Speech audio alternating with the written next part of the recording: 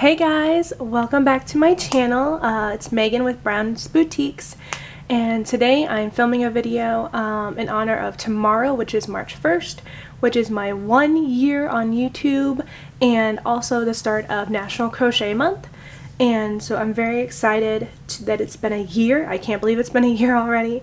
And as of recording this video, I have like 647 or 48 subscribers, which is phenomenal. I'm so excited, and it makes me so happy that you guys are wanting to come on this journey with me of YouTube, of sharing my love and passion of crochet. And I want to thank everyone that has watched videos, liked videos. I don't know if anyone has shared any videos.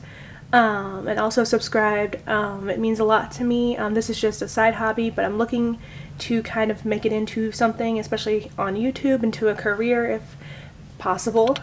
Just sharing, you know, crochet with friends and family and stuff has been fine, but also sharing it with all of you guys on YouTube has also been awesome. Answering questions and sharing stories. I love hearing your guys' stories about how you've tried some of the patterns or the stitches that I've shown, also some of the yarn that I have shown, like this yarn, this very soft, very warm Bernat baby blanket, bulky yarn.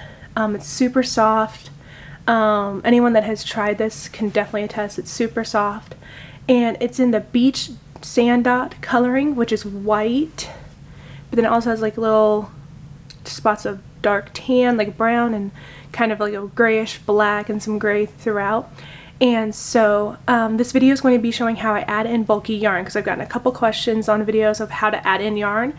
And bulky yarn is one thing that I only personally know of two ways to do it, where you can add in normally, where you just I'll show you. But yes, that's what I'm going to be doing today in this video, is just showing you how I add in bulky yarn. This is a throw that I'm making for myself because it's super soft and I want a super soft, super warm throw. And I counted, and I believe it's 94 stitches across.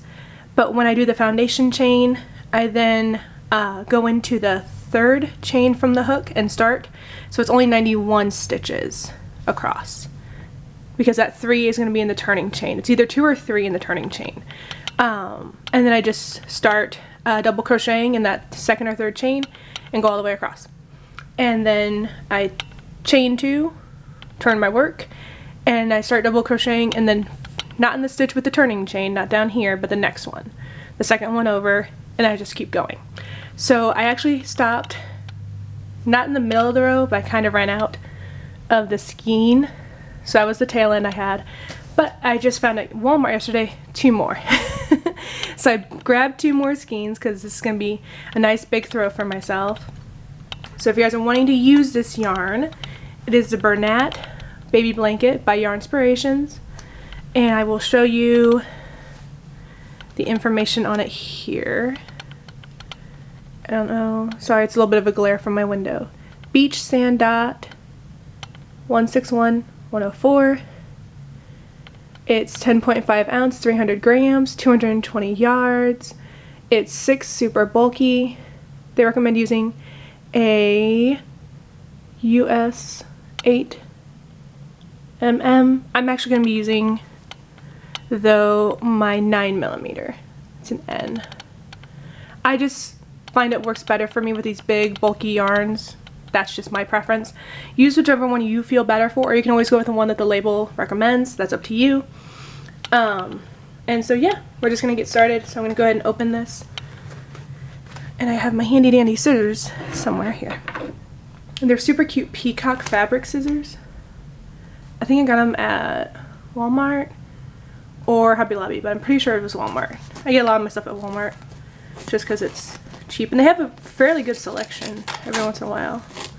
But I saw these on the end cap, and I was like, oh, because I thought I was gonna have to order them online, more of this yarn. I was like, I really didn't want to do that, because I just prefer to get them in store if I can. And they had like 3 skeins, and I grabbed 2.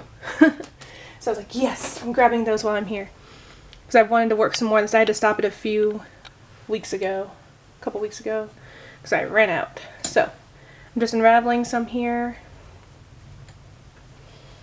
so I can get a good start going on this. Gotta find the end again. but I'm very excited that it's my 1 year tomorrow. I was hoping to post every day last March, but as you guys know who have been following me since then, the job I had was very hard to schedule working around with filming because I worked at night, but now I work during the day and I deliver packages, and so it's really great. But I have the problem of I can't film during the day, so I could film at night, but sometimes I don't get home till 7 or 8 that night. So it's just kind of, again, kind of hard to film.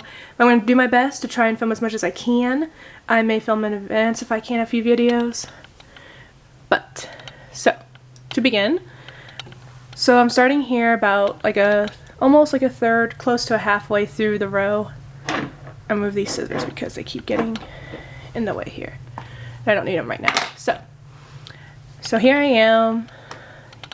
I left a little bit of a tail so that I would have room to add on the yarn. And I'm going to show you, I don't really use this way of adding the yarn in because to me it just seems like it's a lot because it's already bulky. You can see how thick that yarn is already. So I'm going to go ahead. Sorry about zooming in. I'm going to try and see. So for the double crochet, yarn over, and you're gonna insert your hook. Now with bulky yarn, as I said before, it's hard. You have to feel for the stitches. And once you get going, you'll definitely be able to feel them, but it's right there. You can kind of see the V a little bit right there. Yarn over, pull through, yarn over, pull through. So this way of adding in yarn is you just lay the yarn over like you would normally, leave a little bit of a tail, and I kind of just pinch it so it stays on the hook. I say that as it slips out from my fingers. You pull it through, pull that tail down from the before, and then put the other tail down, and then you just yarn over, kind of put those together. It's a lot, as you can see. Look at all that. You're going through these two right here, and then also down here. It's a lot to handle, so I don't like doing it that way. So I'm going to take that out, pull out the stitch. So that's an option. If you want to do that, that's fine. If you are able to do that, it annoys me. Is basically what it does. So I prefer to do where you tie it on, and I've seen a lot more people do that version where you just tie on the bulky yarn. So you take the two ends, and then you tie a double knot. So there's one, tie a double knot. Now what I do is, because the knot's on top here, is I go under. Either way, doesn't matter, I do either one. So basically the top of the knot's on the bottom now, if that makes sense. So you're basically knotting around the knot you just did. So you have another knot, and you pull down. And then you go, and it's fairly good, it's not gonna move anywhere. And then I would just crochet on like normal, and then once I get past it, I would just trim this down, and I will show you. Because I know someone's probably going to ask that question of like, what did you do afterwards? So I have those attached right there. So I just crochet like normal. Double crochet. Then I will show you what I do.